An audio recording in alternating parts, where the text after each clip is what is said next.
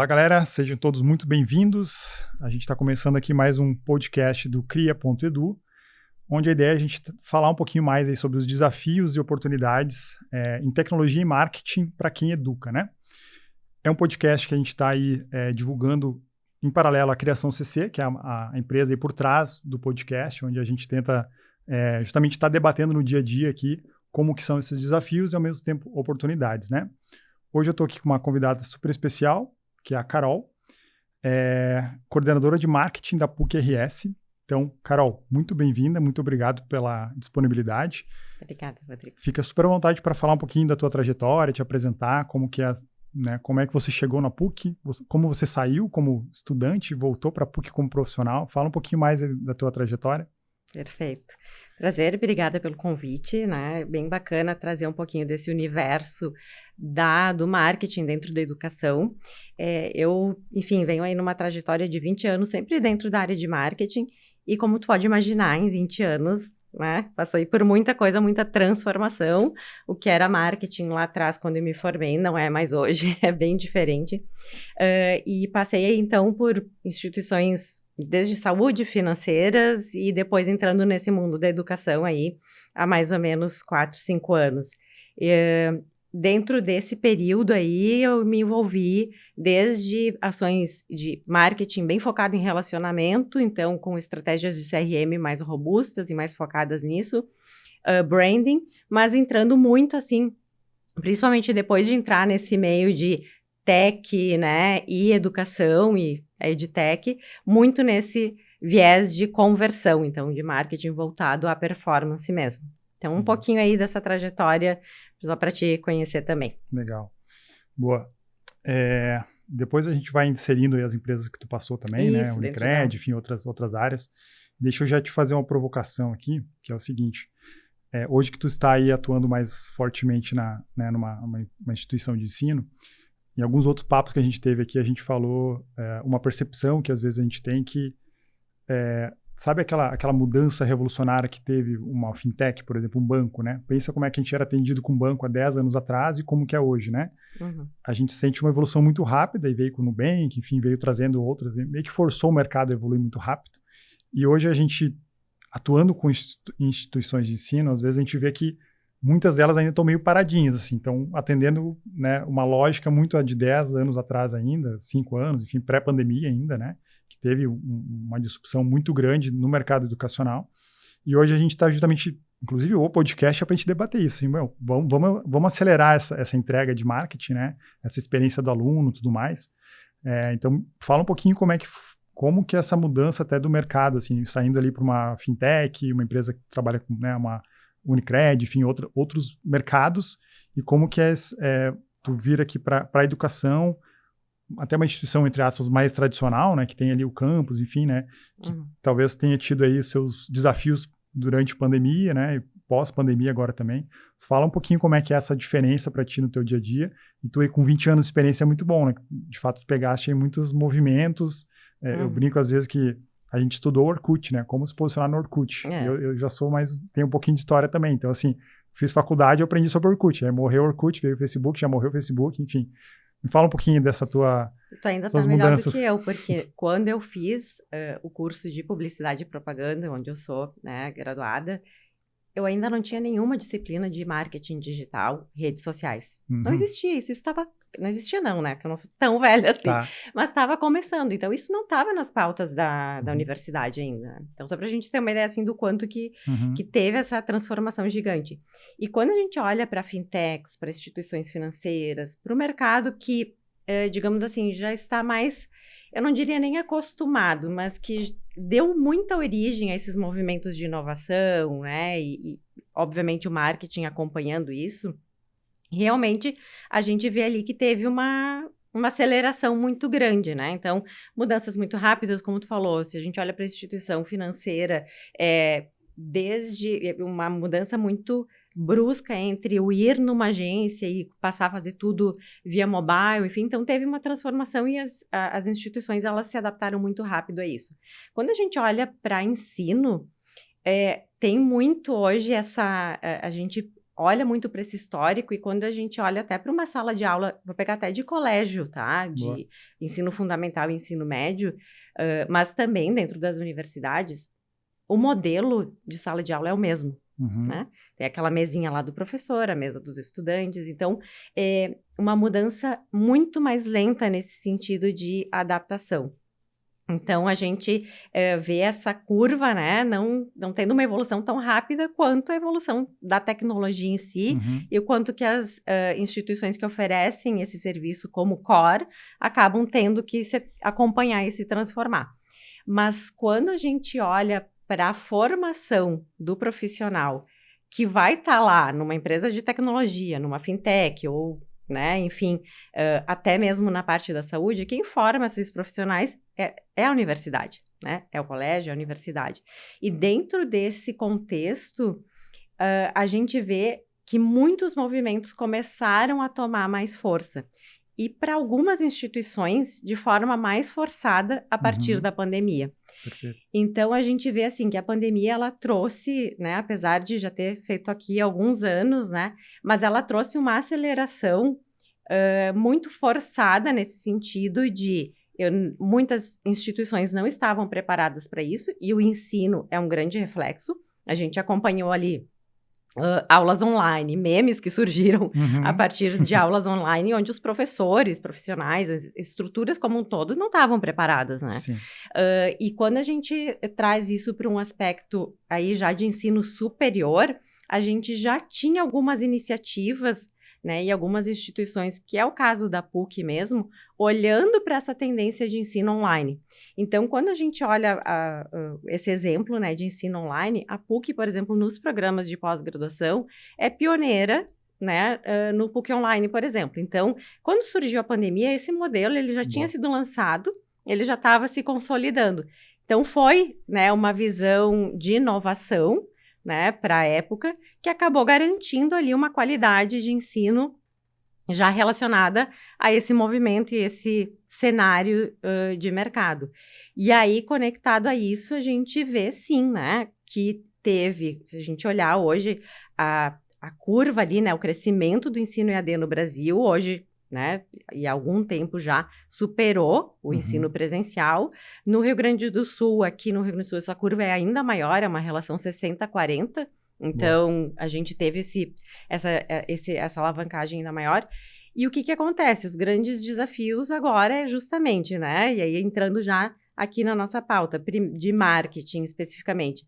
Então, quando a gente olha para os desafios da entrega, o quanto que essa entrega está sendo feita e realizada para o aluno com qualidade, e aí a gente pode falar do marco do EAD que surgiu ali para olhar para essa qualidade, e no marketing o desafio de captação, que a gente sai de um modelo regionalizado, local, para um modelo que abre uma possibilidade muito maior. Então, as instituições param de olhar só para o seu mundinho, para a sua cidade, para o seu campus e passam a olhar para um potencial muito maior. Tem o contraponto que também aumentou o mercado, mas também aumentou a concorrência, Exato. né? Então, a gente vê ali, de fato, de forma bem resumida, né? Eu acho que com a pandemia acelerou demais a busca pelo EAD, né? Algo natural, né?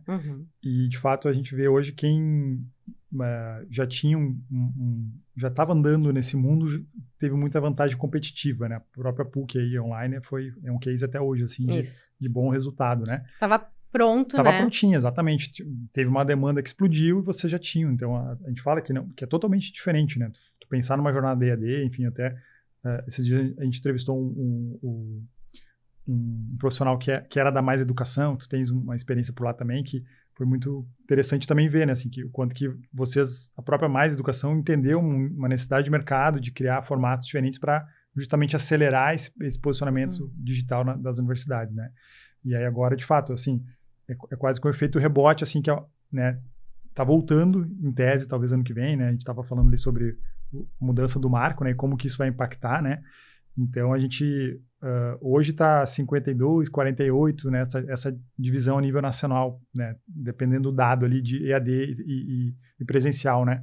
Isso, quase 50-50. Quase 50-50. E, de fato, o Rio Grande do Sul tem um pouco mais ainda, né. Então, assim, é isso, né, a gente vê essas mudanças, mas ainda hoje, passado aí, né, um bom período já da pandemia, a gente ainda vê instituições ainda que não conseguem talvez olhar muito bem a entrega lá, especialmente, Experiência, né? Experiência, né? Esse que é o grande ponto, assim, a gente fala que, pô, olha a jornada do aluno, entende como é que, né, e aí a gente entra em várias camadas ali, né, que tem, não é só o aluno que está pensando naquela inscrição, tem o pai que decide também, enfim, né, então, e tem questões geracionais, né, que tá para a gente bater sobre isso também, né, vocês oferecendo diferentes cursos para diferentes gerações, né. Mas muito bem, boa introdução. Entrando um pouquinho mais no marketing, na veia mesmo, né? Nos fala um pouquinho aí como que conseguir estruturar um funil, né? Será que existe funil ainda, né? A gente está aí, o próprio marketing digital evoluindo tanto rápido, né? Muito rápido aí, toda hora querem matar o funil, enfim, não existe mais funil, tudo mais.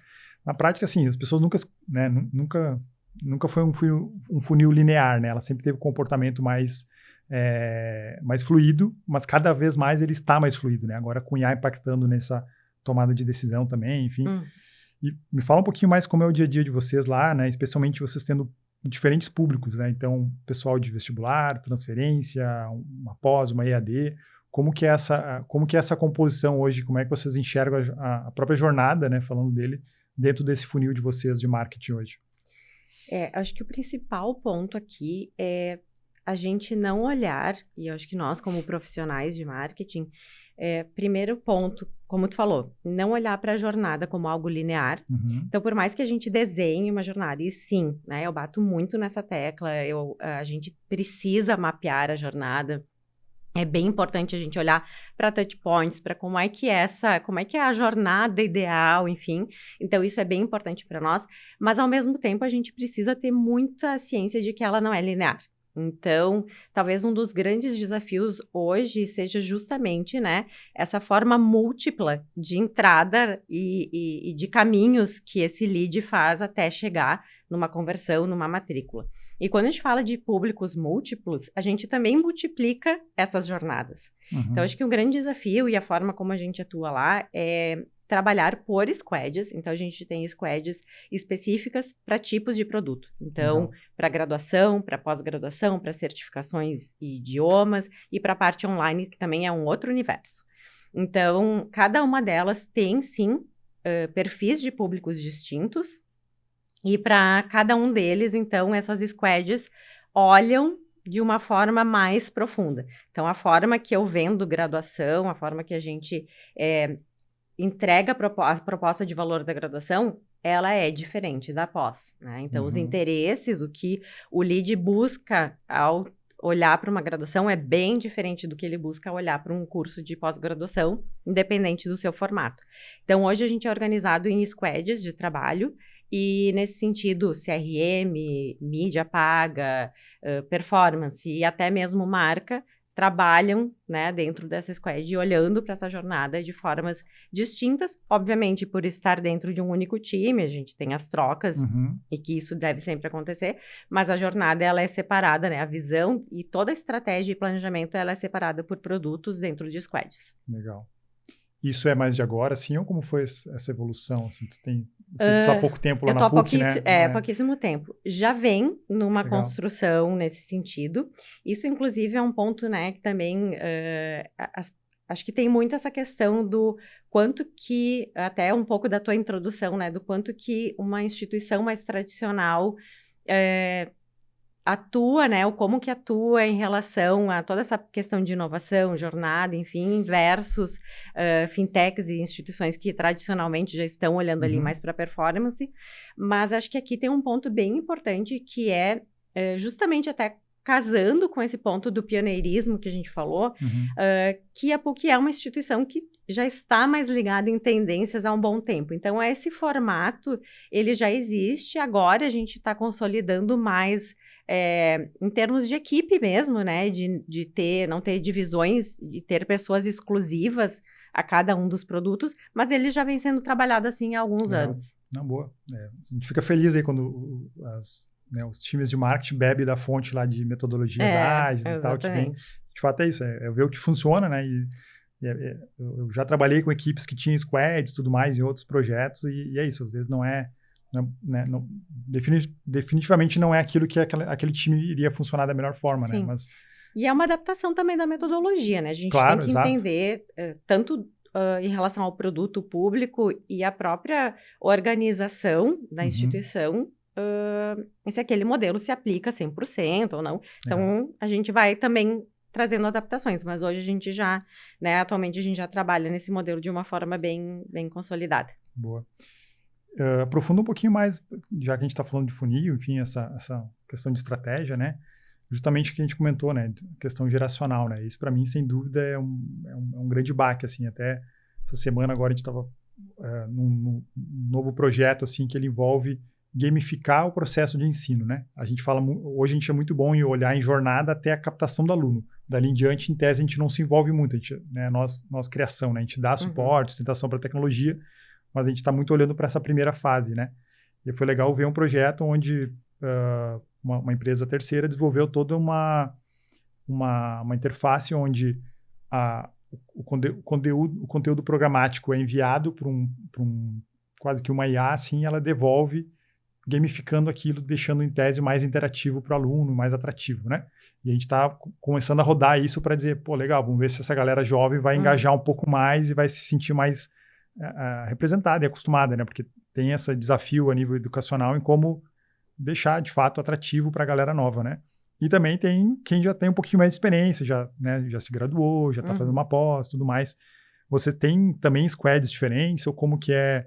Você chegou a ter jornadas e funis diferentes para esses, né, determinados perfis de públicos diferentes, ou entra nessa lógica ali também de olhar diferentes funis de aquisição para diferentes? Como que é essa diferença que vocês aplicam assim no dia a dia, né?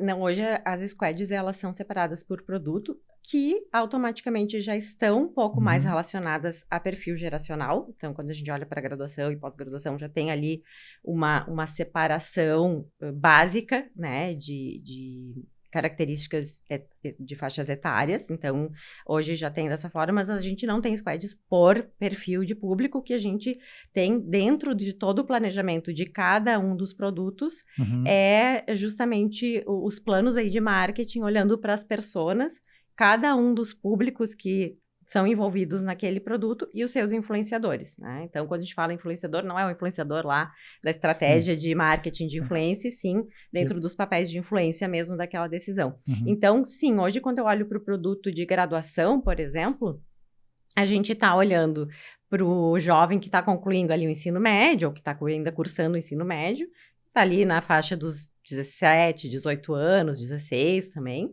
mas a gente está olhando para os pais deles, né, que tem ali 40 a mais. Então, são públicos completamente distintos, né, que a gente tem formas completamente também diferentes e canais diferentes de acionar, que tem um modelo de funil diferente e tudo mais, mas que estão falando dentro de um mesmo produto. E essa relação, e justamente esse olhar dessa jornada não linear e essa conexão que esses jovens, que é o nosso público final, têm com esses influenciadores todos, é o grande ganho, né, de todo esse plano e esse olhar mais completo que se tem que ter a partir dessa constatação de que a gente tem múltiplos públicos ali se relacionando a um produto. Então, em termos de squads ou operações, não, a gente não trabalha de forma apartada, e sim, realmente num olhar certo ou errado, não sei, mas hoje a gente considera que é o melhor formato, porque a gente precisa ter um olhar único diante de todos os percursos influenciadores que passam por esse lead, né? Então, esse futuro aluno, se eu olhar lá separado, uma squad olhando para o influenciador dele e eu aqui para ele, a gente não vai conseguir garantir essas conexões da melhor forma. Então, hoje, esse olhar para públicos, ele acontece dentro da mesma squad, porém, dentro do planejamento de marketing, daquela campanha, daquela captação, intake, aí sim tem um olhar para cada um desses públicos envolvidos. Muito bem. A gente está com alguns testes interessantes lá também, que tu falaste bem, né? Que a gente brinca que quem paga o boleto lá não é o aluno, geralmente são os pais. Alguém, geralmente são os pais. E aí, muitas vezes, até quem faz a inscrição, quem faz a jornada também né, não necessariamente vai ser o aluno. Então, a gente, inclusive, faz testes em checkout, em processos de de jornada ali para matrícula mesmo, testando até imaginando que são diferentes personas que vão estar usando, sabe? Então a gente consegue metrificar até qual tem um índice maior de conversão e tal. Mas, claro, tem o desafio de conseguir. Geralmente o gargalo do marketing é esse, né? Ideias e testes A/B, muita coisa é super. Na teoria é lindo, né? Como de fato fazer isso rodar dentro de um time, né? E aí tem os desafios de, por vezes, justamente instituições mais tradicionais, muitas vezes tem um sistema legado lá de tecnologia, que daí tem né, um certo engessamento ali para a gente conseguir testar coisas, né? E a gente justamente conversa muito bem com esses mundos, assim, né? A gente fala com o marketing, tu queres testar coisas? O quê? Qual das etapas ali, né? Vamos testar um checkout diferente, beleza, vamos isolar isso, vamos fazer um teste, porque senão fica aquela coisa muito do achismo também, né? Então a gente gosta muito de ajudar os times de marketing a conseguirem, de fato, ter teses, botar para rodar e aí depois tirar conclusões, de fato, mais baseadas ali nos resultados, né? E falando em KPIs, enfim, o que vocês olham hoje lá para... e até as diferenças, né? Acho que tu vens de outros mercados também, né? Então, certamente eram outros dados, né? E outros fatores que vocês avaliavam. Como vocês metrificam, assim, também? Eu tenho muita curiosidade de como é que é essa relação dos pais, assim, como que vocês olham até nível de impacto, ou como impactar o decisor ali nessa jornada, né? Poder falar um pouquinho mais como é que é essa visão de dados lá hoje dentro da jornada de vocês? Legal. Então, toda a parte de dados, a gente hoje faz todo um acompanhamento via dashboards, enfim, acho que não tem nenhuma novidade aqui, nenhuma grande discrepância em relação ao que o mercado como um todo faz, de olhar para funil, sim. Então, a gente, como tu falou, né, às vezes, o funil de marketing não existe mais, mas aí agora voltou o funil. Na prática, sim, a gente precisa olhar para captação e conversão, enfim. E, né, se quer se chamar de funil ou não, tá ali, né, estão ali os dados e a gente tem que olhar lá para a captação de leads, inscrição, matrícula, enfim. Então, isso dificilmente vai mudar, né, e é importante. Então, sim, a gente acompanha, né, o tradicional funil, desde inscrição até inscrição paga, matrícula, efetivação e a retenção também. Isso é um ponto que é importante, que está dentro da área de marketing, esse olhar para a retenção do aluno. Então, esses indicadores todos, é óbvio que são os principais, então, funil tradicional, sim, mas claro que dentro de todas as campanhas e aí dentro das squads que eu comentei contigo, a gente tem os KPIs específicos. Então, isso também é uma coisa que é bem interessante, né? Quando a gente está olhando para marketing focado em aquisição, que é mais a minha área, essa parte de performance e growth, a gente geralmente tira do nosso radar, né? A parte mais voltada para awareness e consideração, enfim. Hoje, a gente atua olhando para essas etapas também na jornada. Então, ali na PUC, por exemplo, nós temos um modelo onde tem duas áreas de coordenações, uma institucional e uma de performance, que é a minha. Porém, a gente trabalha de forma muito sincronizada, porque a gente entende justamente que dentro de um olhar de performance, se eu não trabalhar com awareness, eu não vou conseguir a trabalhar lá na ponta com a conversão. O famoso brandformance, né? Que exatamente, né? Agora com performance. Exatamente, né? Agora é brandformance. Então, na prática, né? É o que sempre foi. Quando a gente precisa ter uma conversão importante e olhar para esses dados como um todo, a gente não tira do radar e a gente não tira das métricas os investimentos e os próprios KPIs de marca. Isso porque a gente entende que trabalhar a marca constantemente, trabalhar todo esse topo, né, que a gente fala, por mais que os nossos indicadores não sejam de conversão num primeiro momento, eles fazem parte, sim, da nossa jornada ali, do nosso funil como um todo. Então, hoje, quando a gente faz uma campanha de, por exemplo, vestibular, né, seja de inverno, verão, a gente olha, sim, para os indicadores de marca, olha para os indicadores de awareness, muito na visão de a gente está gerando engajamento, a gente está gerando visualizações, porque a gente sabe que depois, na prática, são essas pessoas que já têm um contato com a marca, com os diferenciais da instituição, com os cursos, enfim, o portfólio, que lá no final vão tomar uma decisão. Então, claro que hoje, quando a gente fala de uma marca tão consolidada como a PUC-RS, com um histórico, né, ali, 78 anos, enfim, é muito mais fácil a gente falar que, não precisa trabalhar a marca. Porque, enfim, já é reconhecido e as pessoas já buscam por isso. Mas se a gente imagina um cenário onde a gente deixa de atuar com essa camada, porque já está muito fácil, é muito conhecido, e a gente trabalha só lá com, né, meio e fundo de funil. Em algum momento essa conta chega. Então, quando a gente olha para a jornada, a gente olha o todo, e no olhar dos KPIs, a gente olha desde os KPIs de visualização, alcance, impressão, os mais tradicionais, que estão mais ligados ao awareness mesmo, até os específicos de CAC, CPL, enfim, que são aí bem focados em marketing de performance. Boa. Te ouvindo falar, eu lembrei de um caso que uma instituição nos comentou um dia, assim, a gente estava olhando para graduação mesmo, né? Daí eles não tinham dado básico, assim, a perguntinha clássica, como é que você chegou até a gente, tal e tal, né? Daí começaram a perguntar, e aí acho que era algo em torno de 40% dizia assim, indicação dos meus pais. E aí perceberam que a coisa estava mais complexa de entender ainda, porque é isso, tipo, quase a metade da conversão eles não tinham ideia de, né, como que era o impacto justamente da marca, né? Porque, e aí tu vai para outras camadas, então muitas vezes o pai que já estudou na instituição vai querer que o filho, né, estude também, enfim, então tá essa doideira agora com IA e como, né, esse posicionamento e tudo mais, e eu gosto muito de brand, assim, sempre, toda a minha carreira, assim, quando eu entro num projeto, a primeira coisa que eu olho é a marca, né, como ela tá pronta para crescer, tipo, ela tá sendo coerente com, né, e aí, hoje, né, se for estudar qualquer planejamento de marketing, qualquer tendência, a IA tá sendo, né, tá sendo bem disruptiva nessa, até a nível de canal mesmo, né, onde é que as pessoas estão buscando informação para saber onde estudar, por exemplo, né. E aí o poder de marca volta a crescer muito, assim, né? Especialmente falando ainda a nível nacional, né? A gente falou antes, a nossa tese é que muitas instituições tradicionais vão voltar a ter o seu parquinho ali, né? O seu local, assim, né? As pessoas locais vão consumir muito ensino dali. Mas ainda vai ter, né, o ensino online, assim.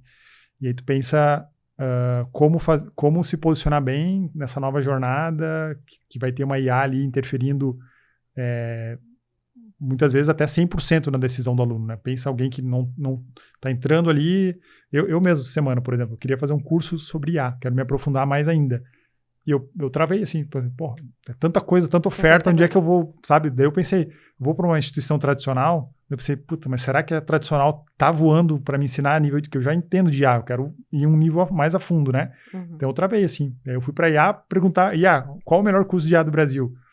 Aí ela não me deu uma resposta conclusiva também. Então eu pensei, olha eu que, né, estou no dia a dia lidando com isso, já tive aqui um impasse, imagina pais, né, ou pessoas que talvez não estejam tão acompanhando esses movimentos, né? Então, enfim, eu estou bem entusiasmado aí com essa necessidade das marcas voltarem a olhar muito para a marca em si, né, para o branding, né, e o posicionamento, enfim. E isso, assim, considerando, como tu falou, que a IA, ela passa a ser, e eu não vou nem entrar em todas as plataformas e todas as skills que, como humanos, a gente precisa voltar, né, a investir, desenvolver a partir disso, sim. Depois a gente até pode falar sobre isso. Vamos. Mas quando a gente fala sobre IA como estratégia de marketing, é muito nessa linha. É mais um recurso e é mais uma ferramenta que a gente passa a ter que olhar diante dessa jornada que tem múltiplas entradas, né?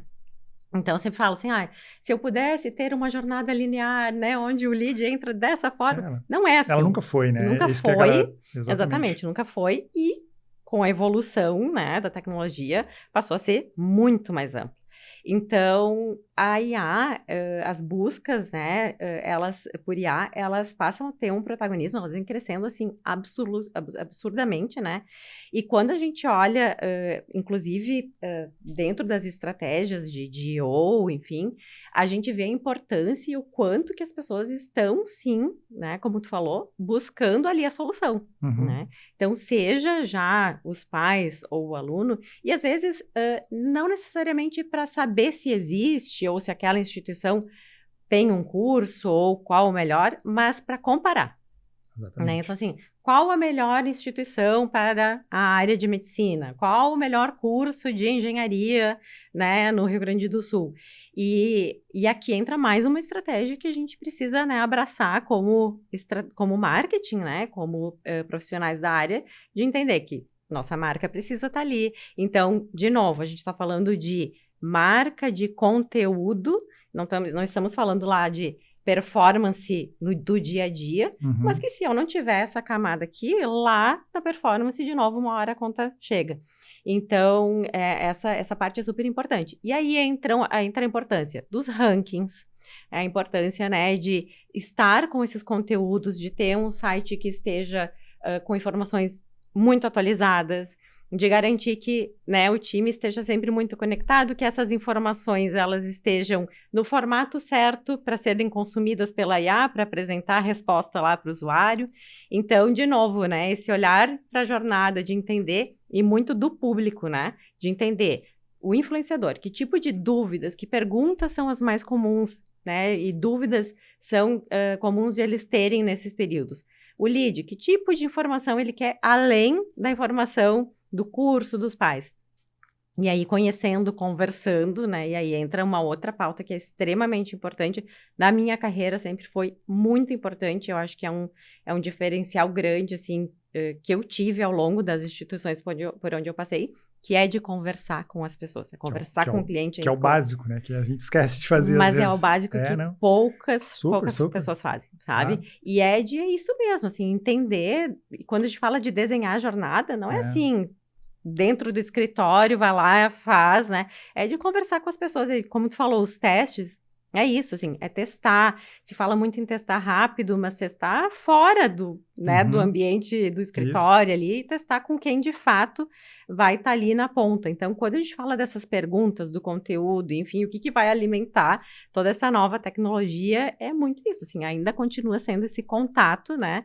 E esse contraponto sempre do humano com a tecnologia. A gente que assim, invariavelmente ainda são humanos, né, por trás ali, tendo seus objetivos, os seus anseios, né, e nós, marcas, estamos ali para dar essas respostas e soluções, né, e a gente vem estudando muito sobre DO, posicionamento e tudo mais, né, já era um desafio complexo estar bem em SEO, né, então agora a DO veio para arrepiar mais ainda. Isso aí. E aí tem um desafio que está muito latente também, que é esse termo que já está cunhado, assim, achei muito bom, né? Que a gente fala muito B2B, B2C, né? Hoje é quase tem que olhar um B2A, né? Que é um business to agent ali, to agent. Então, assim, e é real, assim, né? Eu acho que hoje está muito no prompt, algo muito manual, assim, ainda, que é o quê? De novo, vou dar o exemplo do aluno ali, né? Vamos supor que a gente tem ali já 5 instituições que já fizeram um bom trabalho de branding, e o aluno vai considerar uma das 5. Quero fazer uma graduação nessa ou essa. Faz um comparativo para ver qual que é mais indicada para mim, sendo que eu tenho tal... Exatamente.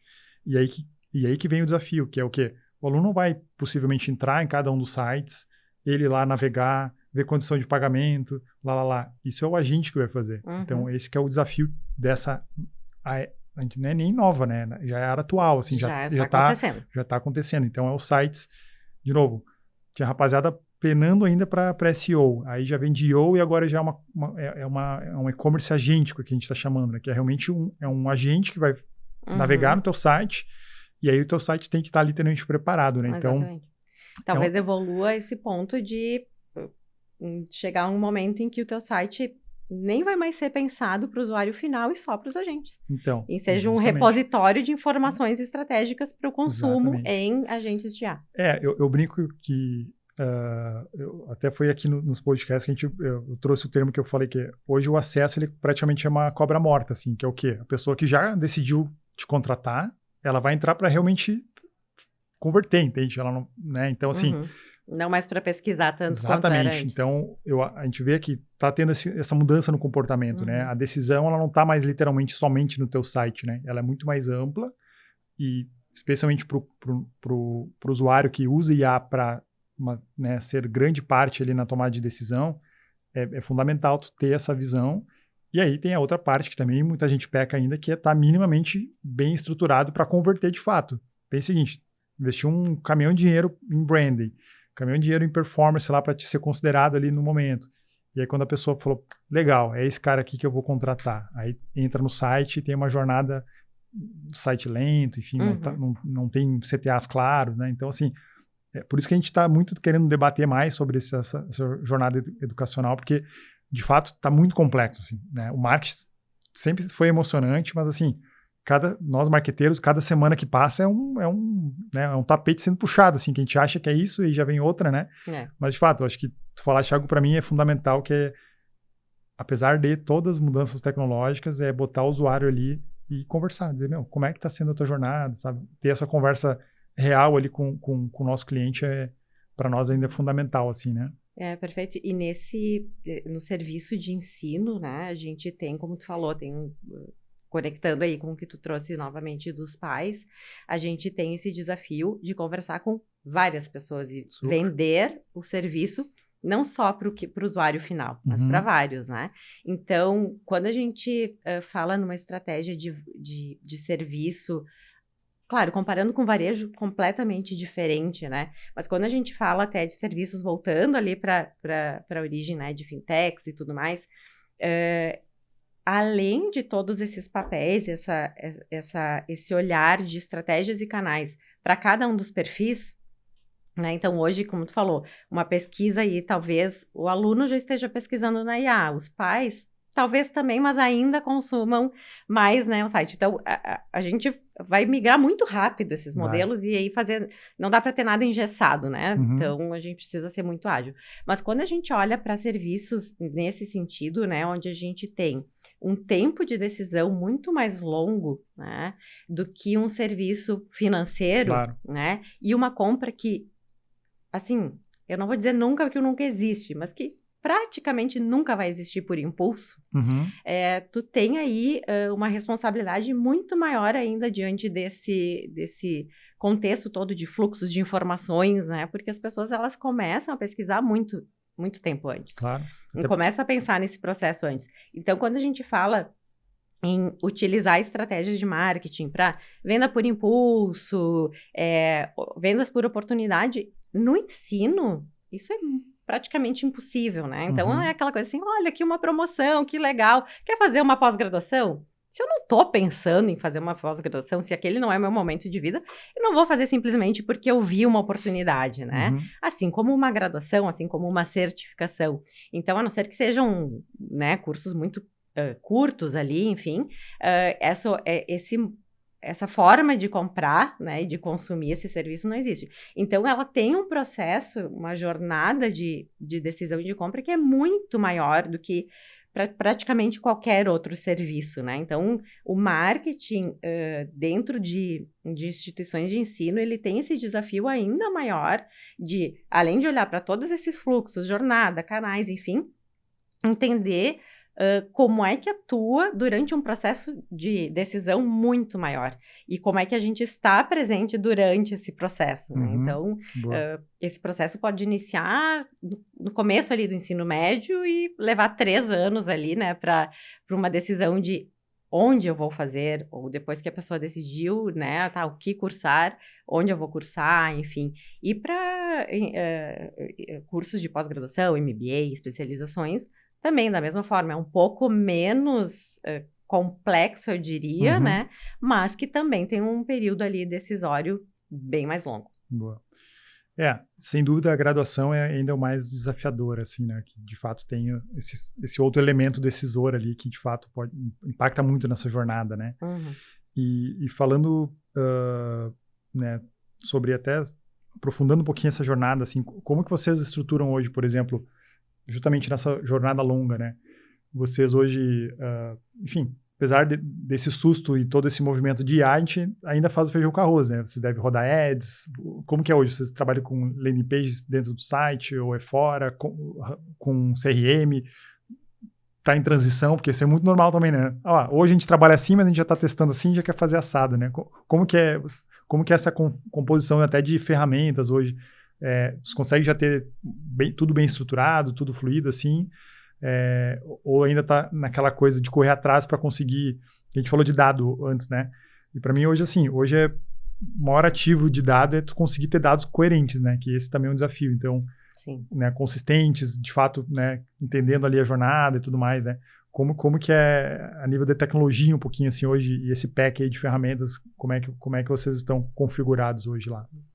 Então, hoje a gente sabe que, além dos canais proprietários, digamos assim, né? Então, o portal próprio, ter ali as tuas páginas, tuas landing pages, enfim, a gente tem aí como principais ferramentas de buscas, que eu não, né? E procure, alimentação, que eu não vou, já falamos sobre IA, mas as próprias redes sociais, né? Então, todo esses canais são importantes porque a gente sabe que, por exemplo, o público jovem faz muita pesquisa, né? Falando aí principalmente público de graduação, faz muita pesquisa em TikTok.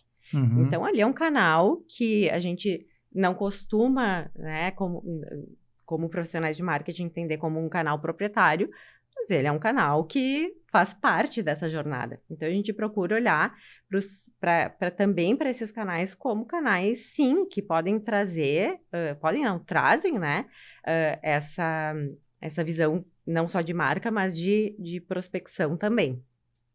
Em termos de tecnologia, além disso, né, sim, nós hoje, né, já estamos estruturados com um grande portal, enfim. Acho que os grandes desafios para todas as instituições, para nós também hoje, é realmente acompanhar a evolução. Então, por exemplo, versão mobile, né? A gente fala muito de precisamos ser mais mobile first, que não é ter lá o site responsivo. Isso já é o básico, que quem não tem hoje já morreu, tá fora. Mas não só nesse sentido, mas de pensar primeiro, né, no mobile. Então, acho que os nossos principais desafios hoje estão ainda nessa linha de temos um grande legado, né, e as instituições como um todo, principalmente instituições mais antigas, com mais tempo aí de mercado, têm esse desafio de legado e de ir adaptando. E não só, acho que essa adaptação para um mundo mobile, para um universo e um consumo totalmente mobile, mas de atualização constante.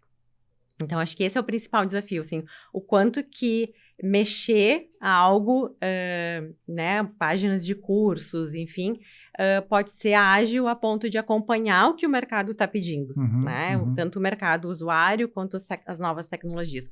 Eu acho que hoje esse é o principal desafio. Mas, sim, né, então, em termos de tecnologias e canais, hoje já se atende tudo.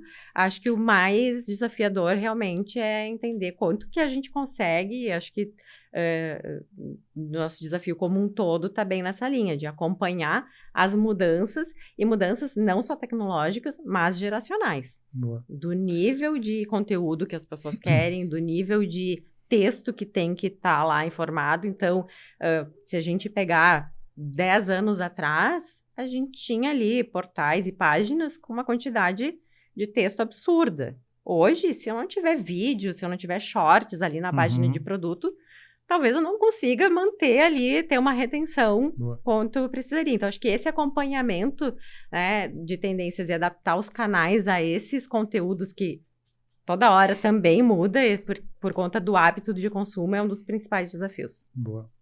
É que a gente entra muito, assim, justamente, eu fiz essa pergunta e já imaginando a resposta, que é justamente aí como escalar isso também, né? Como tu conseguir ter agilidade, seja na gestão de conteúdos, atualizações, tudo mais, né? Então, a gente sabe bem. E aí, a gente falou muito já vem, né? A IA, engraçado, IA tu não precisa botar nos tópicos de fala, assim, ela vai entrando naturalmente, né? Mas daí, me fala um pouquinho do outro lado da IA, que é o uso dela, né? A gente falou muito do usuário ali, como que ele está usando a nível, né, de consumidor, né? Mas como é que vocês estão inserindo isso no time de marketing e tudo mais?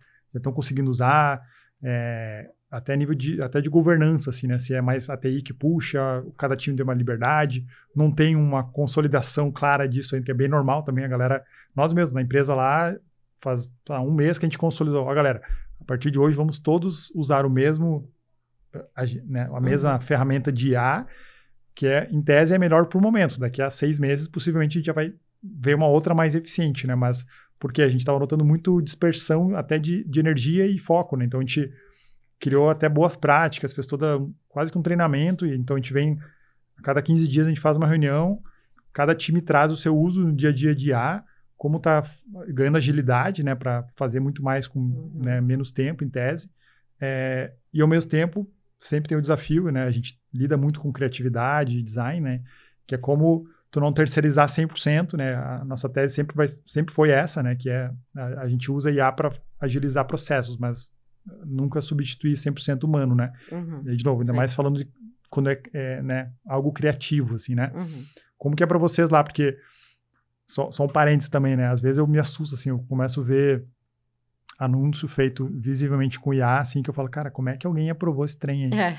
Incrível, né? Eu brinco que a forma mais fácil de tu ver se é tu olhar no olho, assim. Geralmente a IA cria um olho, um para cada lado, uma coisa. Eu vejo cada coisa bizarra, assim, eu falo, meu, como é que alguém passou esse, sabe? Então me assusta, assim. Então a galera às vezes se perde, tá? Então, me fala um pouquinho mais como é que tá essa adoção de IA interna, seja time de marketing ou também outras áreas lá na PUC. Perfeito. Tá muito em linha com o que tu falou até no teu time, tá? A gente vem utilizando, acho que é muito isso, dificilmente, né, tem um profissional aí da nossa área que não esteja já usando, que já não esteja testando, enfim. Hoje a gente não tem nenhuma IA única oficial, né, que seja escolhida. A gente está nesse processo, inclusive. Temos já um projeto aí que está em andamento, mas a gente passou por esse período realmente de testar, ver o que faz mais sentido, e aqui o ponto principal vamos entender o que vai agilizar o nosso dia a dia e o que vai concentrar a maior parte de serviços que a gente precisa para essa parte mais operacional, e não ficar nos dando mais trabalho para ficar gerindo um monte de ferramentas do que...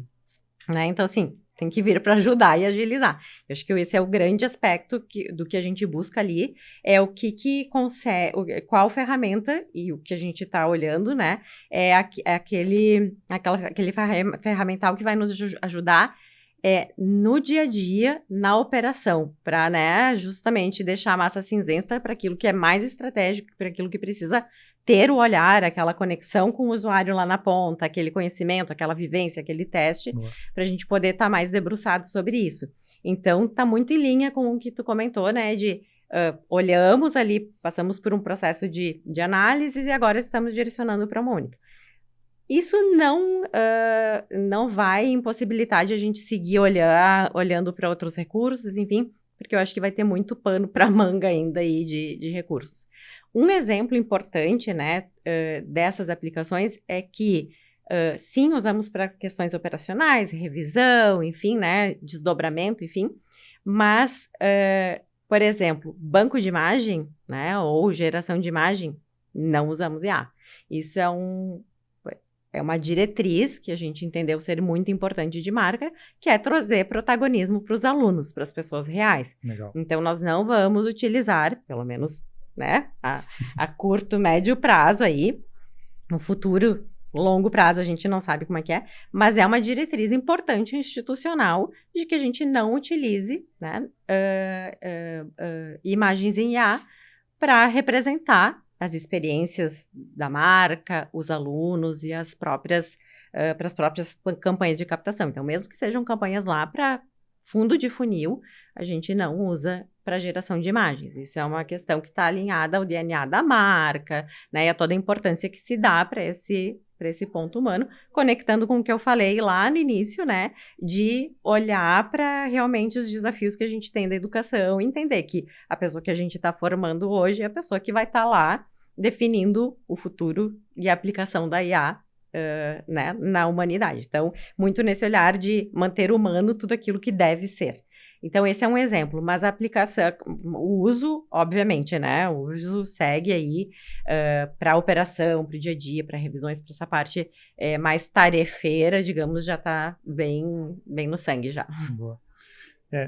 Esse, sem dúvida, acho que é um dos principais assuntos, assim, né, de como, tanto interno quanto preocupando os times de marketing nas duas frentes, assim, né, como os nossos usuários e possíveis consumidores estão mudando de jornada. Sim. E como eu, marqueteiro, estou talvez até ficando para trás em alguns pontos, né, com o uso de IA mesmo, né, então a gente, enfim, vê muito assim essa angústia, muitos times assim de querer estar acelerando muito e por vezes a galera se perde assim, né? Então, para mim, a imagem, né, é o clássico assim, né? Porque em tese é muito mais difícil ela errar gramaticalmente falando, né? Mas fazer besteira com imagem lá é muito muito normal assim, né?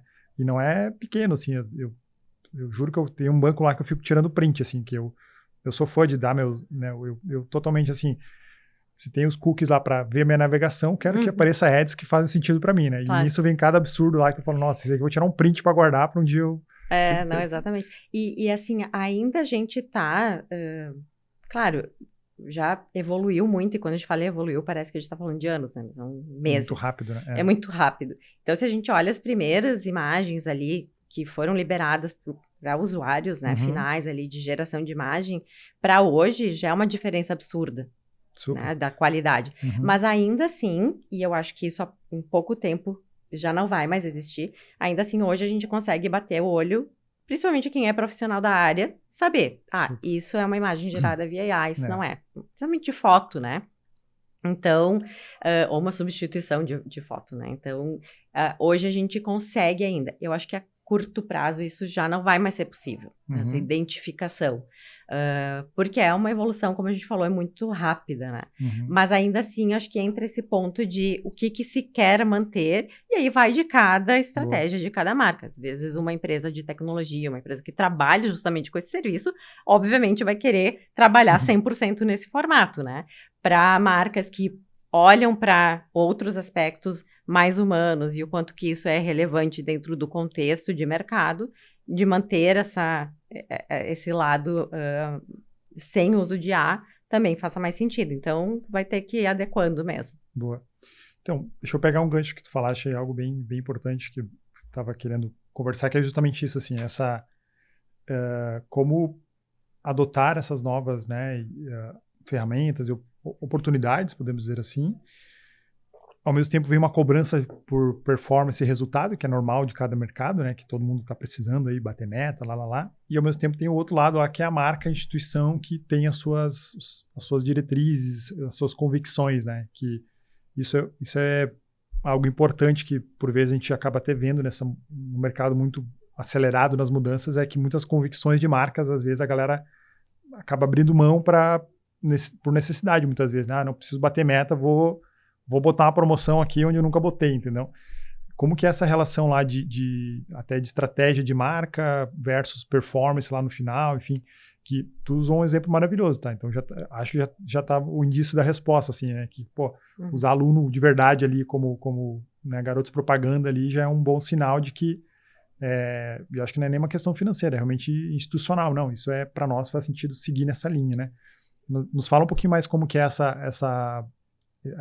enfim, tu falaste também que tem já 2 times muito próximos, um olhando mais para a marca e tudo mais, mas como que é na prática assim, o dia a dia, né? Porque às vezes tem seus desafios também, né? Sim, perfeito.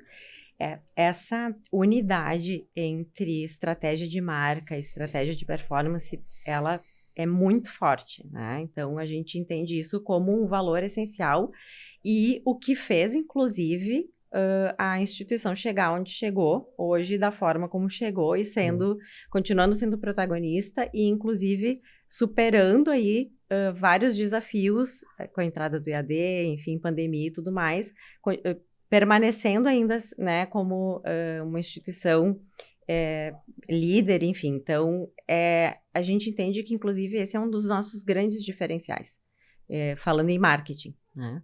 Isso para o mercado, obviamente, não é algo que é declarado, não tem por que a gente falar, olha, aqui estamos, né, trabalhamos dessa forma, mas é como eu falei lá no início, a gente entende que essa participação e essa unidade entre o que é brand e o que é performance, que, como tu falou, brand performance, é extremamente necessária. E me surpreende, assim, eu vou dizer, enquanto profissional de marketing, e eu, né, já passei por isso muitas vezes, né, e me surpreende as instituições que hoje olham para isso de forma totalmente descasada e chegam lá na ponta e dizem assim, não, faz porque tem que vender. Ok, isso a curto prazo pode dar um resultado, mas se tu quer olhar para uma instituição que seja sustentável e que realmente consiga atender a todos esses desafios, né, geracionais, tecnológicos, é só uma meta, é só uma performance, né, é só para esse período, ele pode, né, trazer uma conta mais cara no final. Uhum. Então, eu acho que esse olhar, essa cultura que se tem hoje na PUC, RS, e tem em outras instituições que valorizam muito a sua própria marca, que entendem que isso é um ativo extremamente importante, eu acho que faz toda a diferença. Então, realmente, essa sincronia muito próxima de marca e de performance, eu acho que é um grande diferencial e realmente é necessário. E a gente vê que isso, né, o que lá na ponta faz diferença mesmo, né? O que a gente vê que, por um lado, né, essa tradição é o que garante, é o que garante a qualidade de ensino, diante de um contexto, por exemplo, que a gente falava, né, e que podem ser assuntos bem diferentes, mas que para mim estão totalmente ligados dessa cultura, né, de prezar pela marca com a relação do próprio ensino, né? Então, esse mesmo olhar de cuidado, né, que se tem com a marca, que se tem com a instituição como um todo, se tem com o ensino. E quando a gente olha para o novo marco do EAD, a gente até fala, né, poxa, que desafio a gente fazer todas essas mudanças aí, olhando para esse novo marco do EAD que requer uma presencialidade, que a partir do ano que vem, então, vai ter que ter isso, muito em função, e, né, a gente sabe que o MEC acabou trazendo esse marco por conta da falta de qualidade que foi entregue a partir dos cursos e desse grande boom do EAD. Uhum. E aí, quando tu olha para instituições como a PUC, que prezam muito pela essa qualidade, independente do formato, a gente acaba sofrendo pênalti, claro, de outras instituições que não olharam para essa mesma qualidade, né? Então, sim, agora a gente vai ter os desafios ali de, né, ter essa presencialidade e enfim, captávamos pessoas para graduação, por exemplo, de todo o país, que agora vai acabar restringindo muito o nosso nicho, porque né, uma pessoa lá da Bahia que fazia uma graduação com a PUC hoje não vai mais conseguir, talvez, fazer, porque vai ter que estar ali uma vez por mês, uma vez a cada 3 meses, enfim, presencialmente em Porto Alegre. E a gente vê justamente por que eu fiz essa conexão, né? Porque a gente vê que toda esse olhar para a importância da entrega do serviço, da qualidade, e com essa conexão, esse olhar que se tem para a marca, ela não acontece lá na ponta, infelizmente, em muitas instituições de ensino, porque elas olham só para a conversão. Super. Né? Só um número, né? É o número, né? Então, obviamente, encanta quando tu fala assim, nossa, atingimos todas as metas, vendemos, foi um histórico, crescemos 200% no período da pandemia, nos tornamos uma grande, né, um grande potencial. E aí, quando tu olha lá para a qualidade, enfim, poxa, não era bem assim, porque eu não estava necessariamente preocupado, né, com a qualidade do ensino em si, e também com a minha reputação de marca, porque se eu entrego um ensino inferior e eu não estou dando ali um retorno em relação ao que o próprio aluno está trazendo, eu não estou preocupado com a minha marca. Então, eu faço essa conexão justamente, né, com a parte de brand e performance, nesse olhar cuidadoso que se tem que ter. Legal. Né, de toda essa jornada. O pilar ali ainda acaba sendo o ensino, né, que é o resultado final ali. Que é o resultado final e que volta lá para toda essa parte, né, que é o profissional super. Que vai estar lá na frente, né, provavelmente os nossos próximos gestores, nossos futuros estão sendo ensinados agora, né? Aprendendo e também já nos ensinando muita coisa, né? Exatamente. É isso, assim, fundamental essa visão, a tua introdução aqui, que justamente eu ia puxar sobre essas mudanças do marco aqui do EAD, né?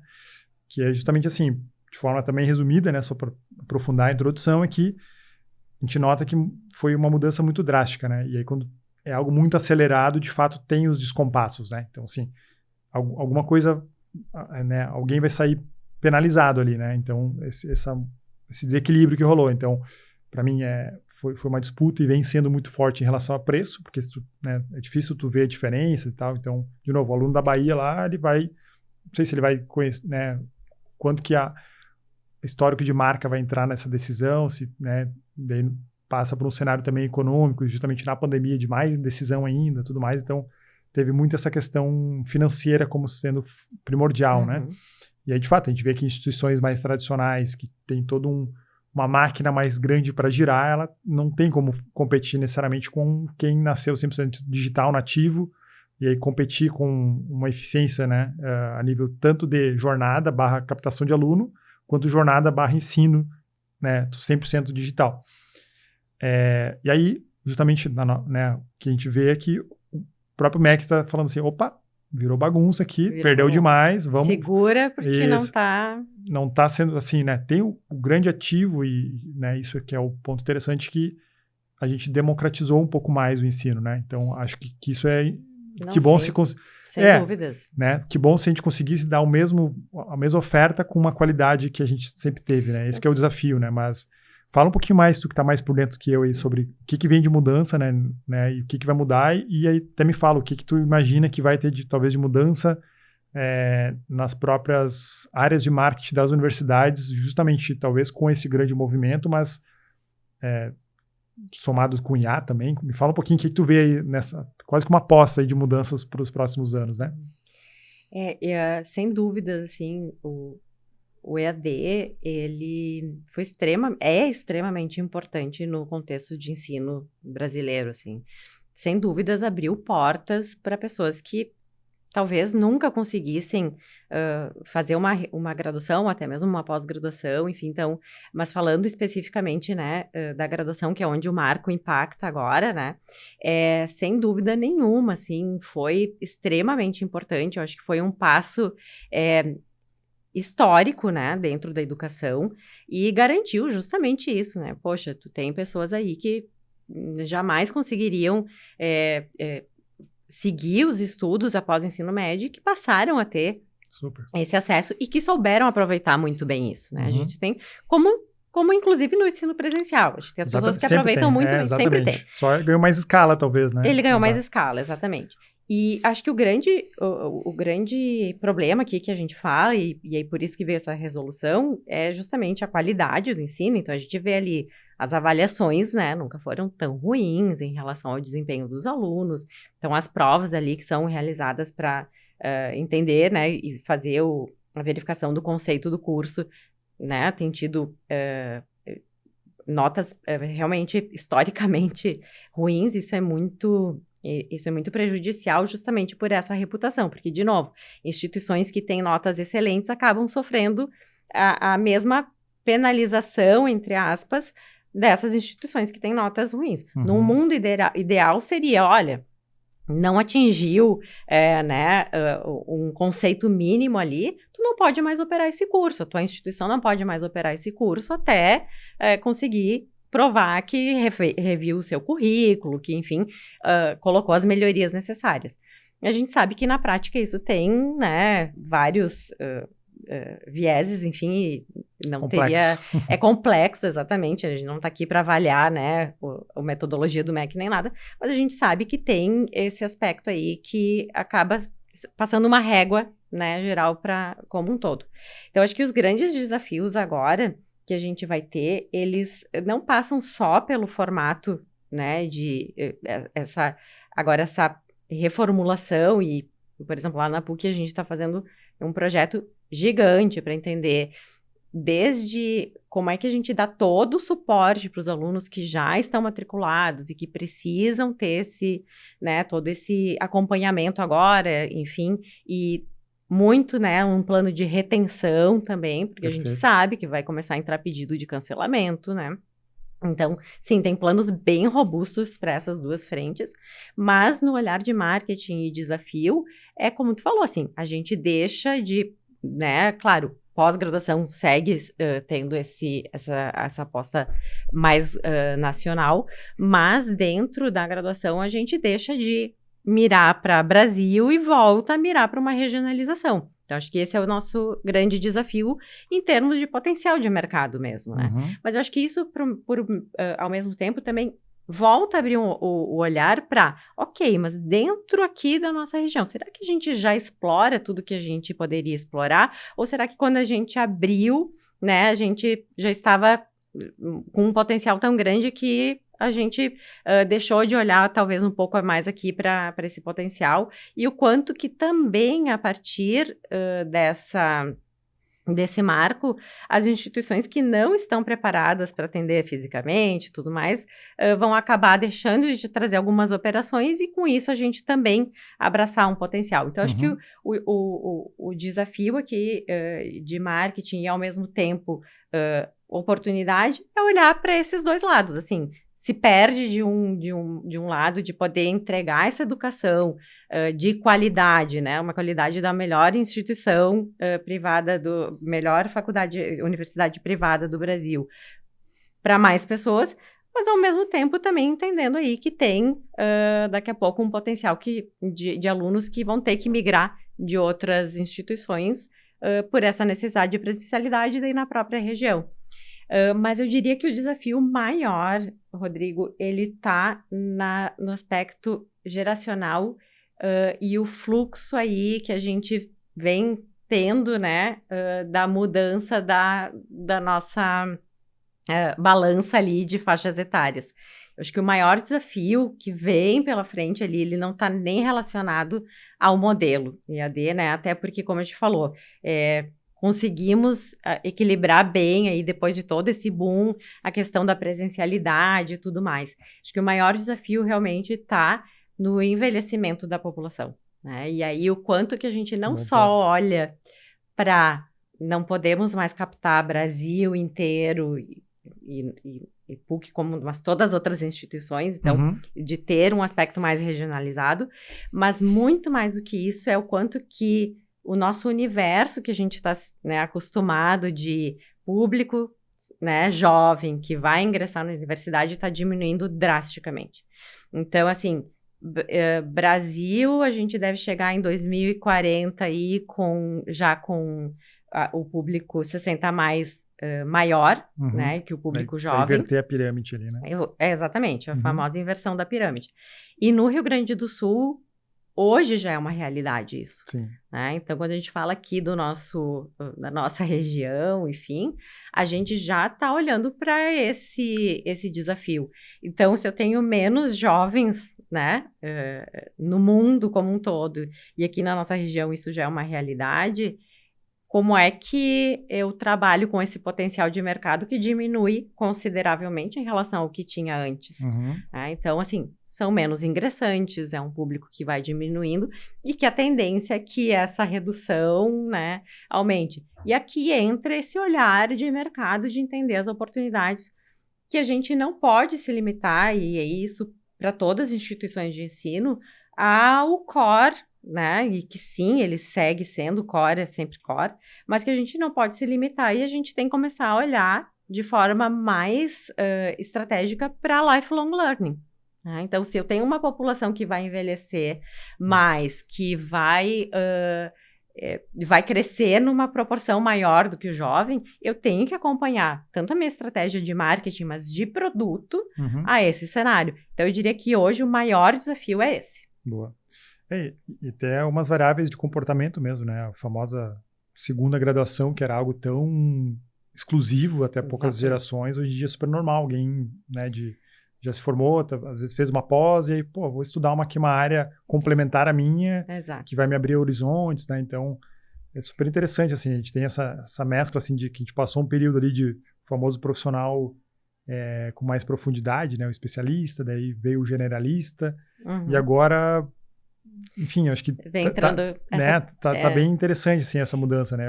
Eu acho que, sem dúvida, né, para mim, a diversidade é o que vai formar, assim, esse profissional do futuro, assim, né? Então, é super interessante a gente ver a própria psicologia, assim, muitos amigos meus falam, não, tô a fim de fazer psicologia e tal. Cara, mas tu é de economia, velho. Faz sentido para mim porque eu tô... É isso, olhando para o ser humano. Olhando para o humano, né? É o famoso. Então, a gente vem vendo bastante essa tendência da segunda graduação, muito num olhar de complementar conhecimento. Perfeito. E, de novo, em contramão a não depender de uma IA, mas do conhecimento mais rico que eu vou, né, adquirir. Mas também como migração de carreira, né? Muitas pessoas também estão olhando... É um outro fato, Muitas pessoas estão olhando assim, olha, não é mais isso que eu quero. Eu fiz engenharia, mas agora eu quero ir para a área da saúde. Então, de migrações realmente bem robustas. Então, a segunda graduação também entra nesse quesito, né, nesse aspecto, e é um movimento que tem surgido com bastante força, assim. Legal. Não, boa. Bom que já estão acompanhando, mas justamente isso, né, às vezes eu brinco, tenho sobrinhos e primos aí que são jovens, e aí tem 17, 18 e tal. Aí esses dias eu conversei com uma garota, assim, que tá com 20, e ela falou assim, eu pedi, o que tu tá estudando, faculdade? Ela falou, eu fiz alguns técnicos aqui, mas nada me, sabe?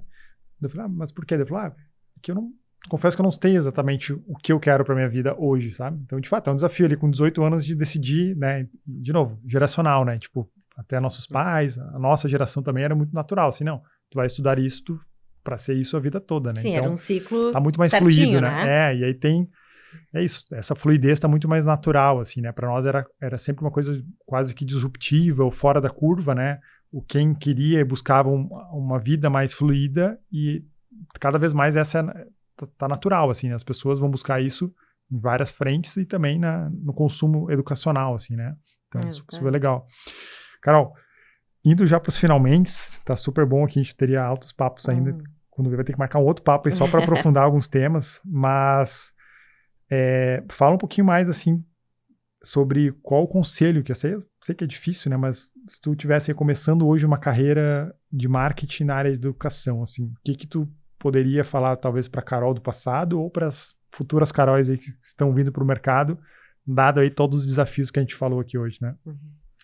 Isso é difícil, né? Porque realmente são tantos aspectos hoje, quando a gente olha, né, fazendo uma retrospectiva, né, de tudo de conhecimento que foi sendo adquirido, de experiências, enfim, mas eu acho que talvez até muito do que eu tenha trazido desse olhar de jornada, eu acho que o grande diferencial é realmente ter um olhar mais 360, sabe?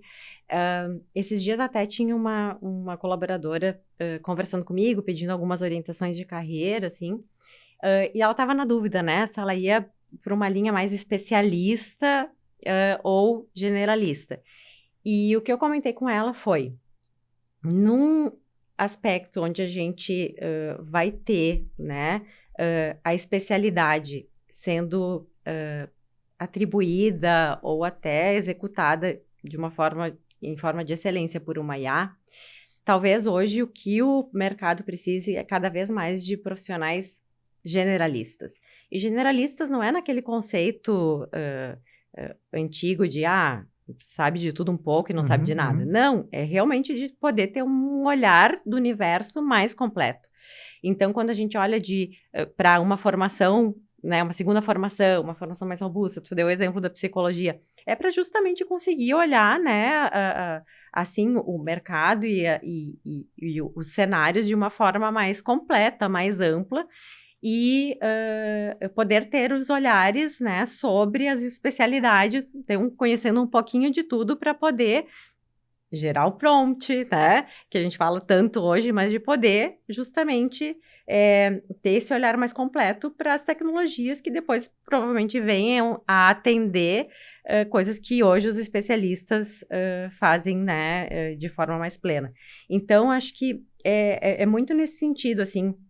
Como eu comentei, a minha trajetória, ela sempre foi num olhar mais completo de jornada e tentar entender as nuances e o olhar para o todo, né? Então, o impacto que uma ação, né, no meio da jornada tem lá no final e o quanto que o final impacta lá no começo. Então, esse olhar, né, do usuário, essa visão 360 para todo esse caminho que se tem dentro do marketing para chegar a um objetivo comum, eu sei que é amplo isso, né, mas talvez esse olhar generalista é o que eu sugeriria, assim, né, que faz mais sentido pensando, assim, nesses próximos passos e nos desafios que a gente vai ter daqui em diante. Cada vez maiores e mais complexos, talvez, né? Então, a complexidade, ela está exponencial também no nosso segmento, né? Exatamente. Então... A tecnologia, aquela história, né, da tecnologia vem para facilitar. Não, ela facilita muito o nosso dia a dia, as operações, mas ela torna também todas as relações muito mais complexas. Então, né, o cérebro aqui acaba tendo que criar mais conexões e ter mais experiência e mais conhecimento para gerir tudo isso. Isso, e tá... Né, tem essa questão até biológica, assim, que a gente muitas vezes nem consegue evoluir na velocidade, né? Que é isso, para mim é muito visível, assim, o dia que eu tento acompanhar coisas é o dia que eu acabo exausto, assim, tipo, chega às 6 da tarde, acabou, assim, não entra mais nada, assim, então a gente não é humano a gente acompanhar no nível, né? Então isso também é um ponto super importante, assim, da gente equilibrar essa busca pela ferramenta técnica, né, e conhecimento técnico de tecnologia, que é fundamental, para mim é quase básico o marqueteiro entender de ferramentas e tudo mais, certeza. Né? É o mínimo, né? É o mínimo, né? Só que é isso, é o olhar humano né, que é indispensável, sempre foi, mas cada vez mais, quando a gente coloca uma IA no pedestal, a gente tem que botar o humano mais acima, né, que é ele que de fato ainda vai ser, né, prioritário, assim, para essa criação de jornada, enfim, para quem realmente quer construir marcas e projetos que tenham uma longevidade, né? Que não sejam o famoso voo de galinha ali que depois de uma, né? Enfim, falando de instituições que queiram ter essa longevidade, né? Não só de ensino e de outras áreas, né? Isso mesmo. Carol, super obrigado aí, a gente bateu altos papos, 1h30 fechada aqui. Nossa, te agradecer muito, passou rápido, né? Enfim, são assuntos bons, assim, que a gente vai aprofundando, mas super obrigado, tá? Então, te agradecer, espero que tenha aí... enfim, gostado de bater um papo com a gente, te agradeço imensamente. Então, para quem nos ouviu hoje, a gente conversou com a Carol Zaniol, que é coordenadora de marketing da PUC, com mais de 20 anos de experiência em marketing, já passou por várias áreas, em empresas até nível nacional. Assim. Então, Carol, brigadão. Espero que a gente se veja aí no mundo corporativo e de marketing, tá bom? Eu que agradeço, adoro essas pautas, é muito bom conversar e trocar ideias, assim, até para fazer a gente pensar justamente sobre tudo isso que a gente está falando. Então, já sai daqui com a cabeça fervilhando, já pensando em outras coisas. A gente se assusta com coisas, porque, assim, é real, assim, tem dias que eu começo a aprofundar e olhar, analisar e dar uma assustada, mas faz parte também, é isso que vai nos tirando ali do... E eu tenho certeza, se a gente for gravar esse episódio aqui há meio ano... Já vai estar diferente. Ou deixar depois o marco regulatório, maio do ano que vem. Ali, 2 meses depois, né, vai ter um cenário completamente diferente. Isso a gente nem falou muito também, mas é interessante, né, que é Brasil, né? A rapaziada deixa tudo ali para os 49 do segundo tempo. Então, minha tese é que abril do ano que vem vai estar uma loucura, todo mundo correndo atrás para tentar ainda se... Né? Então, é muito provável. Teremos bons capítulos aí para debater, mas é isso. Obrigado, Carol. Eu que agradeço, Rodrigo.